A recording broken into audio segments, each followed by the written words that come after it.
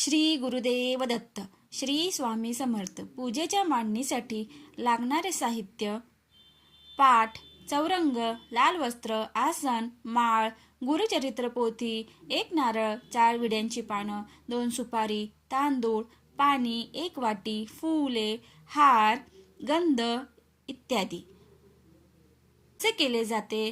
पहिल्या दिवशी 1 ते 9 अध्याय, दुसऱ्या दिवशी 10 ते 21, तिसऱ्या दिवशी 22 ते 29, चौथ्या दिवशी 30 ते 35, पाचव्या दिवशी 36 ते 38, सहाव्या दिवशी 39 ते 43, सातवा दिवस 44 ते 53. श्री गुरुचरित्र पारायण हे एक दिव्य आहे.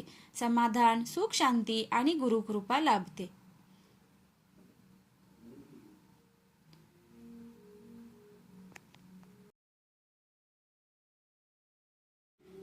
पारायणाचे नियम: 1 दिवस अगोदर 4 श्वान व 1 गाय यांना नैवेद्य द्यावे. 7 दिवस ब्रह्मचर्य पालन करावे. जमिनीवर चटई सतरंजीवर शयन करणे. 1 धान्य अन्न जेवण करावे. चपाती, भाकरी किंवा भात या तिन्हीपैकी एकच अन्न 7 दिवस घ्यावे. 7 दिवस कोणाच्याही घरचे शिजवलेले अन्न खाऊ नये. सेवेकऱ्यांचे अन्न परान्न होत नाही. शक्यतो गाव वे सोडून जाऊ नये. अटीतटीच्या वेळी किमान जिल्ह्याच्या बाहेर तरी जाऊ नये. 7 दिवस शुभ बोला, कोणाविषयी द्वेष ठेवू नका. तसेच आयुष्यात पुढे पण असंच राहण्याचा प्रयत्न करा. गर्भवती स्त्री पारायणास बसू शकते, पण शास्त्रवचन म्हणते की 7व्या महिन्याच्या पुढे गरोदर स्त्री जास्त काळ बैठक शक्य होत नाही. त्यामुळे इतर सेवेत भाग घ्यावा. ज्यांना शक्य असेल त्यांनी बसण्यास हरकत नाही. कांदा, लसूण वगैरे जास्त प्रमाणात खाऊ नये.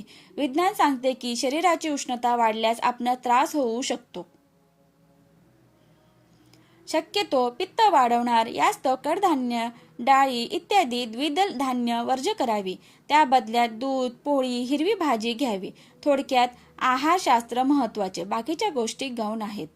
काळे वस्त्र आजपासून किमान 7 दिवस वर्ज्य करावे. श्री गुरुचरित्र हा 5वा वेद आहे. यामुळेच रोज रात्री पारायण काळात अभद्र बोलले गेले, वागले गेले, शब्द उच्चार चुकीचे झालेत यास्तव क्षमा याचना म्हणून रोज रात्री किंवा झोपण्यापूर्वी विष्णू सहस्त्रनाम स्तोत्र वाचन घरी करावे. या सप्ताहात अजून पुण्य कमवायचे असेल तर दुःखी, आर्त, पीडित, मुमुक्षित आहेत त्यांना दुःखमुक्तीचा हा स्वामी मार्ग समजावून सांगणे. परस्त्री माते समान हे मार्गाचे वैशिष्ट्य आहे. याप्रमाणे आचरण करणे. खऱ्या अर्थाने दुःखमुक्त व्हायचे असेल तर प्रथम स्वामींना महाराजांना मनोमन गुरु मानून त्यांचा फोटो देवघरात स्थापन करणे. वास्तू व देवघर शास्त्राप्रमाणे आहे का ते तपासून घेणे. पितृऋण आहे का समजून घेणे. कुलाचार कुलधर्म पालन होतंय का, कुलदेवीची उपासना होते का, या गोष्टी समक्ष संबंधित सेवेकरी यांना भेटून तपासून घेतल्यास आयुष्यातील बऱ्याच अडचणी कमी होतात. तेव्हा परिसराचा सहवास स्वीकारून आपल्या आयुष्याचे खरे सोने करून घ्या. श्री गुरुचरित्र ग्रंथामध्ये सुरुवातीस पारायण नियम दिले गेले आहेत.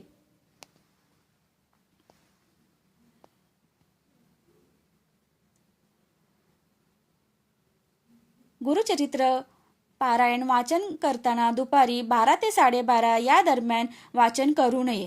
ते दत्त महाराजांचे भिक्षा घेण्याचे वेळ आहे. अंतःकरण असता पवित्र सदाकाळ वाचावे गुरुचरित्र. श्री गुरुदेव दत्त.